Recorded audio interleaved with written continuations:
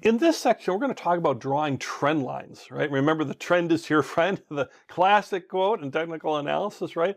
Because when you have trends, you have established kind of patterns just in the trend of whether it's going upwards or downwards, and we can, very strong indicator, we can really trade on that. But to do that, we need to be able to draw trend lines and be able to identify and then draw the trend lines to help us make decisions around that. And trend lines are drawn with a straight line, so you're going to be drawing some straight lines here.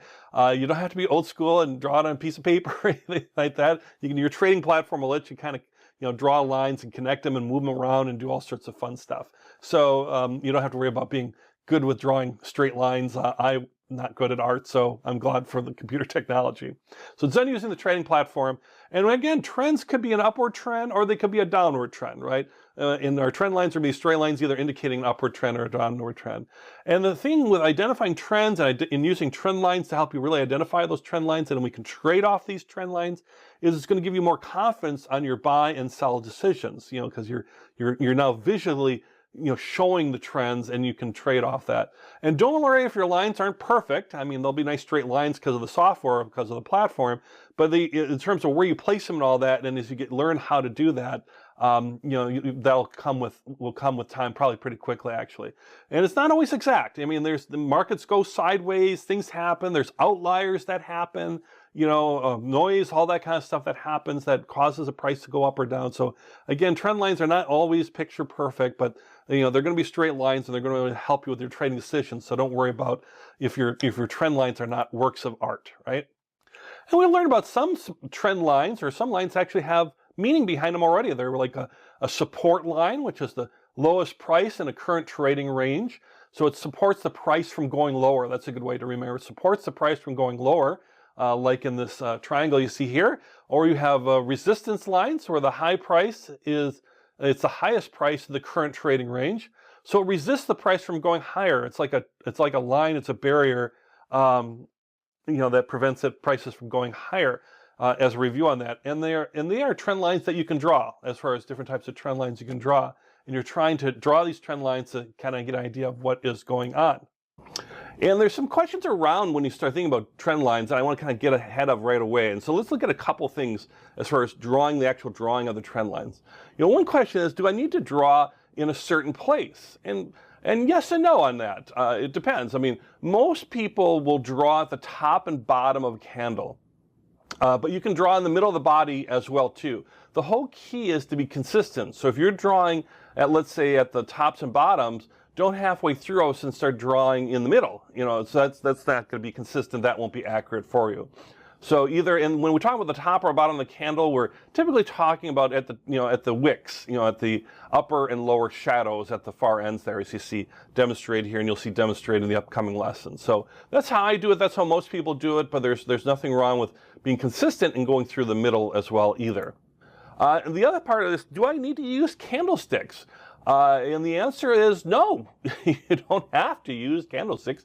You can use any type of price bar, and sometimes something like a line bar will make it easier to see a pattern, or you're going to use another indicator overlay over the top of it, such as a moving average crossover, where your trading platform will help make it easy as far as putting all that together on it. It makes it easy to switch between price bar types too. You can usually just choose a different type of price bar, you click update or something like that, and it redraws your chart all ready to go with now price bars instead of candlesticks, or excuse me, like an open, high, low, close price bar, or maybe like a line, not a trend line, but a price line, as opposed to candlesticks. So you don't have to use candlesticks. However, there's a reason people use candlesticks. We have a whole section around candlesticks. We talk a lot about candlesticks. Candlesticks are very helpful, since they can visually tell you a lot more about what's going on, like through the color of their bodies, the main body, whether it's a white or green or red, for, let's say, a downtrend, green, let's say, for an uptrend, or it might be black, whatever it might be as far as the colors in your system. Typically it's red for a downtrend, or a down day, excuse me, not a downtrend, but a down day or down period. And also things like the lengths of their wicks can tell you something. And they have their own patterns kind of within your larger, bigger chart pattern. They'll have their own patterns too that might give you some indications on what might be happening. It might confirm what you're seeing with your overall chart pattern, or it might possibly make you rethink your overall chart pattern because something is happening with the candlesticks. So I definitely would recommend that you use candlesticks, but you can switch between the different price bars depending on what might work for you at that moment in time or what you're looking to do. For example, this image here shows an uptrend.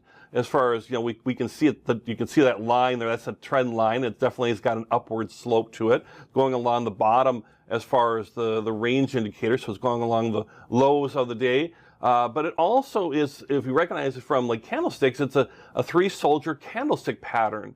So you get extra confirmation. So not only is an upward trend line a good bullish sign, or that the prices will rise, but also having, let's say, that three-soldier candlestick pattern, it kind of gives you even more an idea of, okay, this looks like a very strong trend. I'm getting it confirmed not only by the upward trend line that I've drawn, but I'm also getting it from the candlestick chart pattern. So I'm getting the idea that it might be an extra confirmation out there. Now I feel more confident in my trade.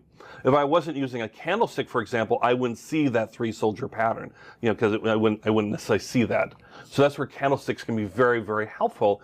And I would tend to recommend using them with trend lines in almost all cases, but you can switch over every once in a while too, as far as sometimes it works better with certain types of lines or certain types of prices. I think I'll actually demonstrate some of those. Well, once I draw a trend line, is it permanently fixed? Does it just stay there? It never changes or anything like that? And it typically will for certain periods of time, but in general, no.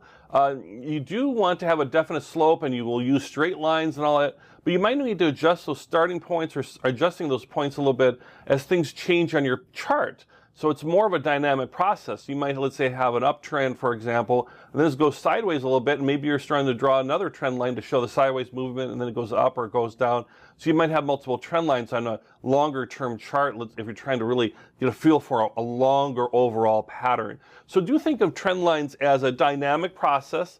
So as we go through these chart patterns, you'll see us throughout the lessons drawing these trend lines, and in that part we'll get an idea of kind of where to start the trend line, where to end the trend line, when prices break through a trend line. That's what you're going to be learning all throughout this. But think about some of the basics that you learn in this part, and then as we go through the next part of the lessons and we look at continuation and reversal patterns, you'll see how we're using trend lines in the drawing of them in those lessons and how they all work together. So let's start getting into that as far as how to actually draw these lines, and more importantly, how to trade off these trend lines.